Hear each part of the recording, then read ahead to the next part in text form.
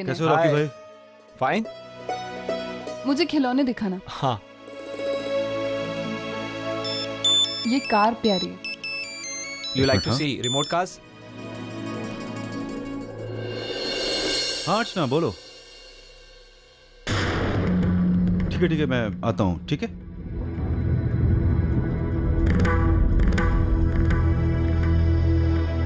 ये देखो, ये सही है ना? हाँ वर्षा, अच्छा माधुरी को धर्मेश का फोन आया था, उसे कुछ मालूम चला है उसके बारे में, मतलब कहाँ है, क्या कर रहा है? तो वो अर्चना वैशु पुलिस स्टेशन जा रहे हैं, तो मुझे लगता है कि मुझे भी उनके साथ में जाना चाहिए।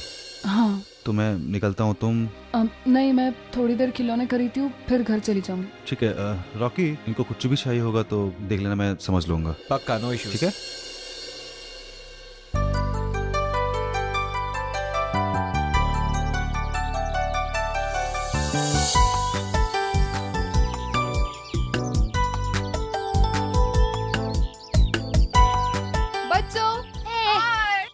ये देखो मैं तुम लोगों के लिए क्या लाई हूँ, बहुत सारे खिलौने और बहुत सारे चॉकलेट। ये लो।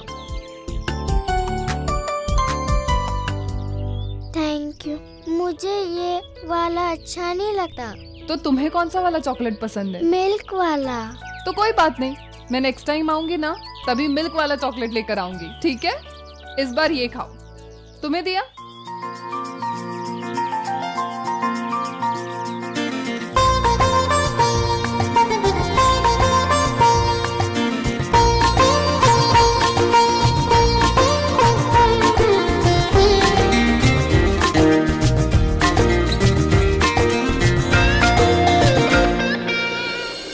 अरे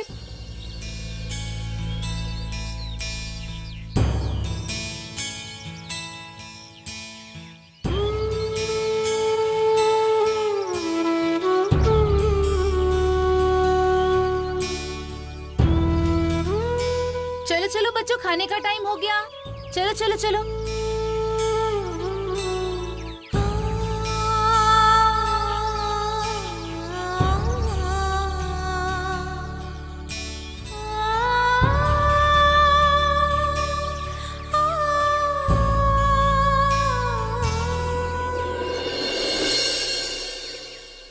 नमस्ते वर्षा जी, कैसी हैं आप? नमस्ते, आप कैसी है? इतने सारे बच्चों के बीच में रहकर भला कोई बुरा कैसे हो सकता है? मैं भी बहुत अच्छी हूँ। ऐसा ही होता है, बच्चे प्यार तो करते हैं गाल पर उनकी छवि सीधे हमारे दिल में उतर जाती है। कितनी मासूमियत, कितना सच्चापन, कितना अपनापन है इनकी हर छुअन में। मैं अक्सर सोचती हूँ कि ऐसी कौन सी मजबूरी रही होगी इनके माँ बाप की, जो उन्हें इन बच्चों को यहाँ लाकर छोड़ना पड़ा।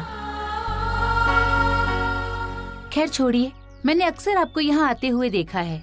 क्या कोई बच्चा गोद लेने का इरादा है आपका? मैं चाहती तो बहुत हूँ कि किसी बच्चे को गोद ले लूं, लेकिन कभी कभी हमारे चाहत के सामने हमारी किस्मत आ जाती है। मैं खुद तो अपने बच्चे को जन्म नहीं दे सकती, और बच्चा गोद लेना चाहती हूँ, लेकिन उसमें भी कई सारी मुश्किलें हैं। मैं भगवान से प्रार्थना करूंगी कि आपकी सारी प्रॉब्लम्स जल्द से जल्द खत्म हो जाएं और आप यहाँ से एक बच्चा ले जा सकें। Thank you so much. नमस्ते।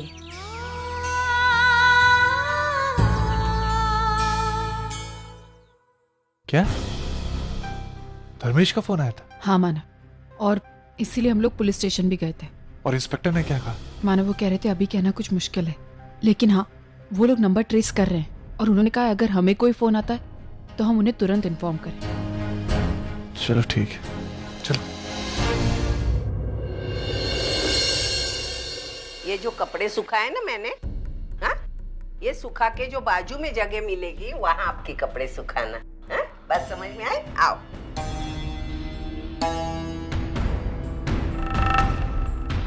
ये रसोई घर है, यहाँ आप रसोई पका सकती हैं। और ये है बाथरूम। ये हमारा हॉल है। ये सब क्या कर रही है? तो कौन है ये सब? ये हमारे किराएदार है, हमारे घर में रहने वाले हैं। इनको मैं घर दिखा रही। अरे घर में रहे? लेकिन ये जगह कहाँ है? कहाँ रहेंगे ये रूम में।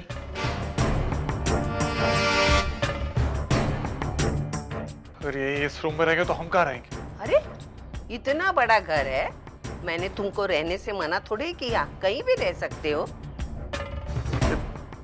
ये क्या कर रही है तू? क्या चाहती है तू? यही चाहती है कि हम लोग इस घर में नहीं रहे। अच्छा, कैसा लगा घर? घर तो ठीक है, लेकिन वो किराए का ना, देखो 5,000 रुपए महीना देना है? और बाथरूम और रसोई घर दोनों इस्तेमाल कर। बस कराई। कब से मैं पूछ रहा हूँ, जवाब क्यों नहीं दे रही? क्या चाहती है तू? अरे मैं अभी बुढ़ी हो गई हूँ, मुझसे कुछ काम भी नहीं होता। तेरे बाबा में भी इतनी ताकत नहीं है कि वो 4 पैसे कमा के मेरी जरूरतें पूरी कर सके। देख, मुझे इनको रह के जो किराया मिलेगा उससे मेरी दवाई तो आ सकेगी।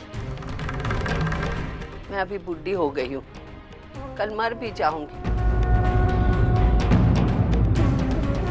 लेकिन जीने के लिए बेटा थोड़े पैसे लगते हैं ना, वो मुझे इस किराए से मिलेंगे।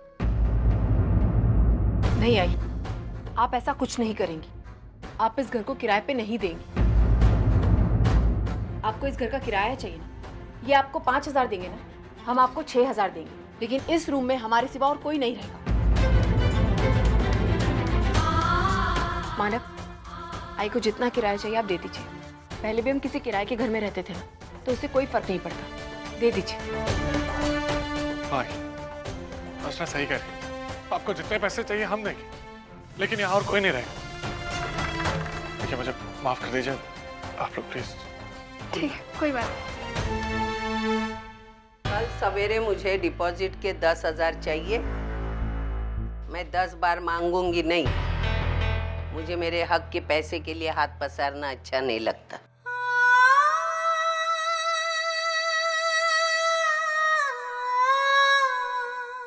क्या करूं, कैसे बात करूं आई से?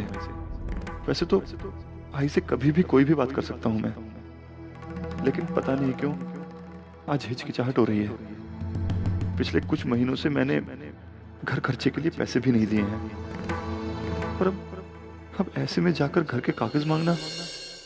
विनोद, क्या बात है?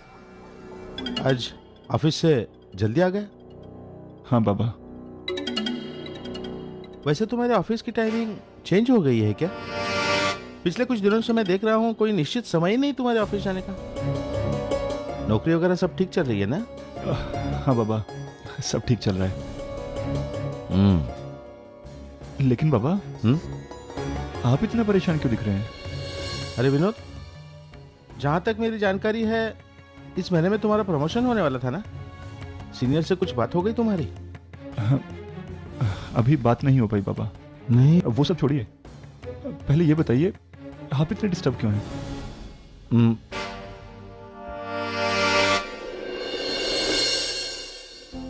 दरअसल बात यह है विनोद कि मुझे कुछ पैसों की जरूरत थी, ज्यादा नहीं, 5-7 हजार रुपयों की। अगर तू दे पाता तो।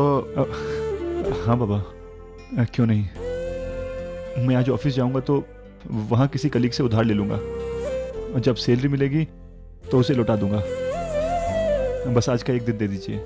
झूठ क्यों बोल रहे हो विनोद?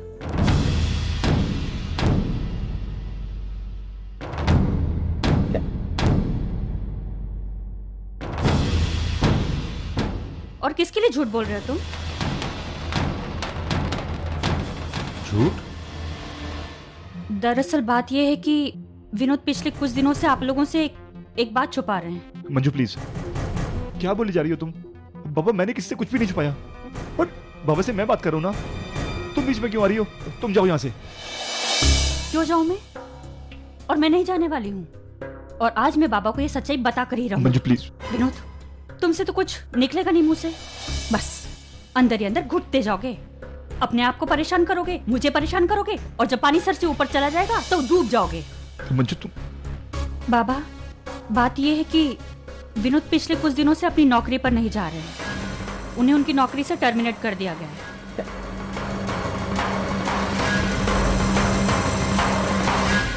टर्मिनेट कर दिया गया? लेकिन किस लिए विनोद? वो बाबा, कंपनी में स्टाफ काफी था और काम कम, और इतने लोगों को बिना काम के सैलरी देना कंपनी अफोर्ड नहीं कर पा रही थी। इसलिए और फिर भी तू कह रहा था कि मैं पैसों का इंतजाम कर दूंगा। बाबा मैं कर लूंगा। कहाँ से लाने वाला था इतने पैसे? आपको जरूरत है ना, मैं आपके लिए ले आऊंगा पैसे। मैं कहीं ना कहीं से मैनेज कर लूंगा बाबा।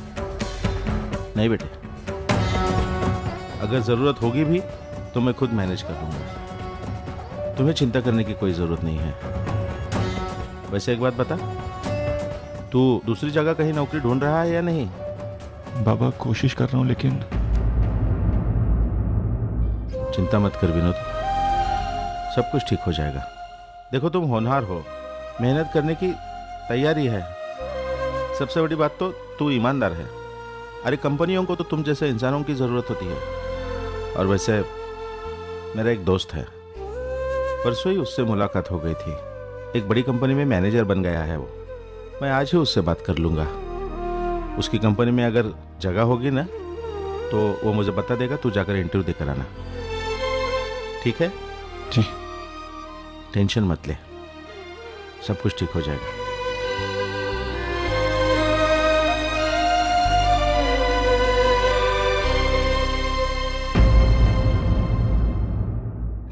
ओ फ्रांसिस अंकल, बाय।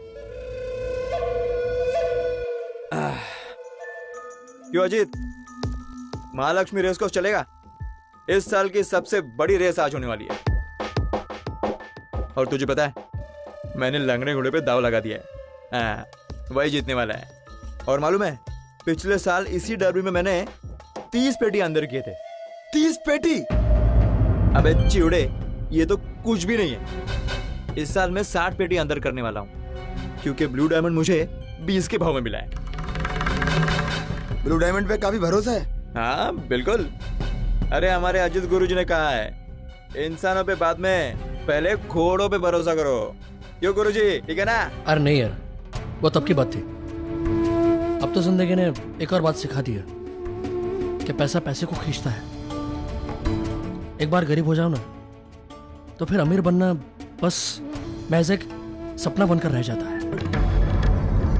अरे छोड़ो ना, आप भी किसके चक्कर में पड़े हो। अब ये सब इनके बस की बात नहीं है। अपन को बताओ कितने का जुगाड़ करना? साला अपन को एक ही रात में आपकी तरह आमिर बनने का। अरे जितनी तेरी हैसियत है लगा दे। मेरा फोन नंबर है ना तेरे पास? हाँ हाँ नंबर है। जब भी पैसा लगाना हो मेरे को फोन करना। चलो भाई लोग, बाय बाय। फ्रांसिस भाई, चाबी। चलो बाय बाय। ए शिबू, तू कहाँ जा रहा है? वो थोड़ा पैसे का जुगाड़ करना है मुझे। कल के कलेक्शन के पैसे तेरे पास है ना? हाँ। कितना होगा? यही कोई 25-30 हजार रुपए। 25-30 हजार? अब मुझे दे दे, मैं मानो को बाद में लौटा दूंगा। लेकिन अरे कहा ना, मैं लौटा दूंगा, दे मुझे। उसको बोला बाद में मैं लौटा दूंगा, ठीक है? ठीक है, आप तो गुरु हो।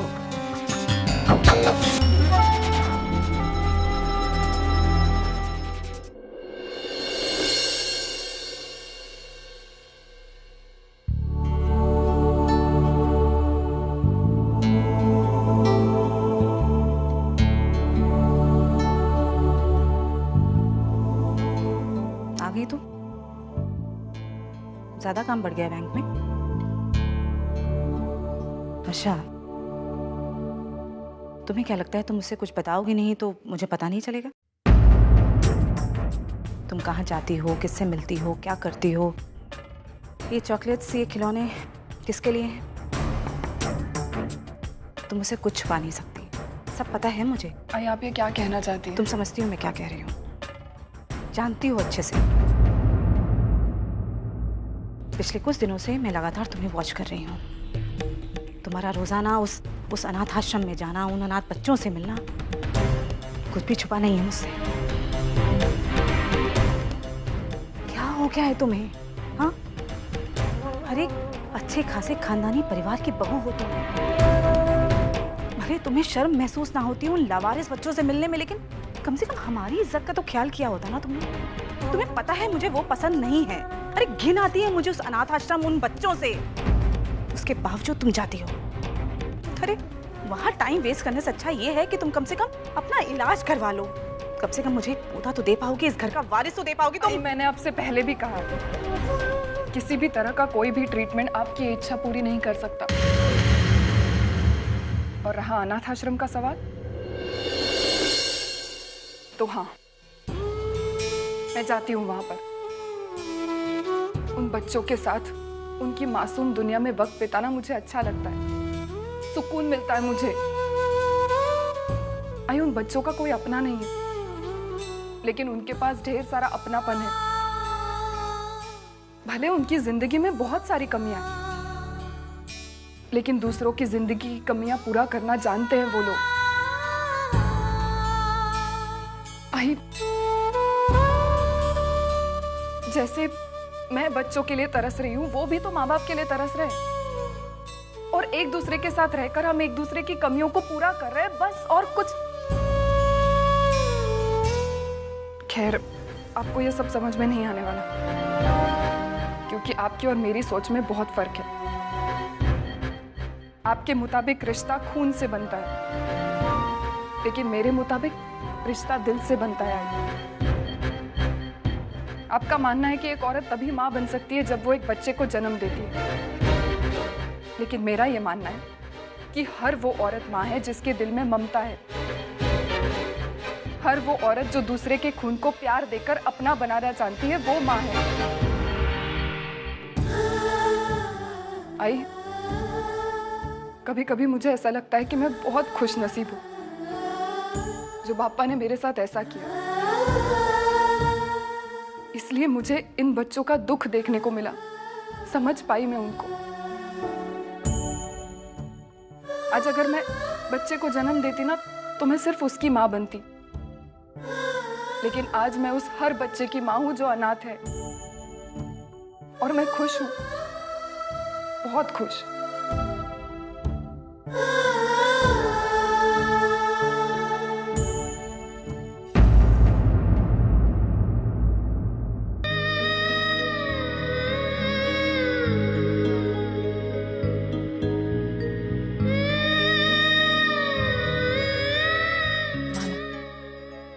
और कितना परेशान रहेंगे आप?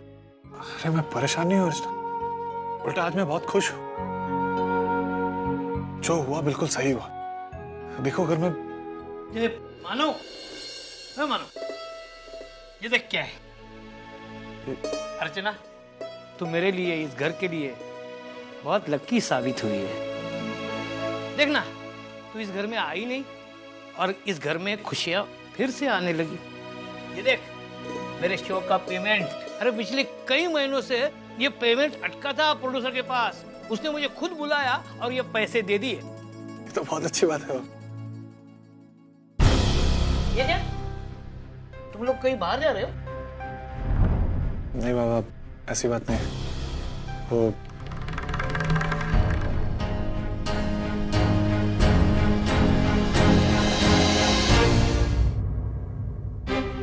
सविताची बुद्धी भ्रष्ट झाली। मैं उसे बाबा प्लीज ऐसे कुछ मत कहिए। हम लोग हैं ना, हम संभाल लेंगे। आप रहने दीजिए। आप हाँ बाबा, कभी कभी बुरी चीज में भी अच्छी बातें हो जाती हैं। अब आप देखिए, अगर मैं एक बेटे के रूप में उनको पैसे देता तो वो कभी नहीं लेती, लेकिन अब एक किराएदार के रूप में पैसे दूंगा तो वो लेंगी। और बाबा, यही एक मौका है कि मैं इस घर के लिए कुछ कर सकता हूँ। प्लीज बाबा, मेरी खुशी के लिए। मानो, पिछले जन्म में मैंने शायद कुछ पुण्य किए होंगे, इसलिए तेरे जैसा बेटा मुझे मिला। लेकिन एक बात है, मैं सविता की गलती माफ नहीं करूंगा। मैं उसे सबक सिखाऊंगा। बाबा, मेरी बात सुनो प्लीज। नहीं मानो, तू मुझे मत रोक। आज मैं तेरी एक नहीं सुनूंगा। अरे, इस औरत ने हद पार कर दी है। रिश्तों का भी कोई लिहाज होता है। मैं उसे बराबर दिखाऊंगा। बाबा, 500 तुले ना, 500 ले। देख क्या रही है? हाँ, ये तेरे हक के पैसे हैं। मैं तेरे साथ तेरे घर में रहता हूँ ना, उसका किराया है। रख ले, रख ले। अगर मेरे बच्चे इस घर में किराए पे रहते ना, तो मैं क्यों पॉकेट में रहूं? भर ले, भर ले, तेरी तिजोरी भर ले। रिश्ते जोड़ना तो तुझे आता नहीं है, पैसे तो जोड़ ले। अरे हाँ, अगर इसमें कुछ कम हो ना तो मुझे बताना, मैं लाके दूंगा। 100 रुपए कम है।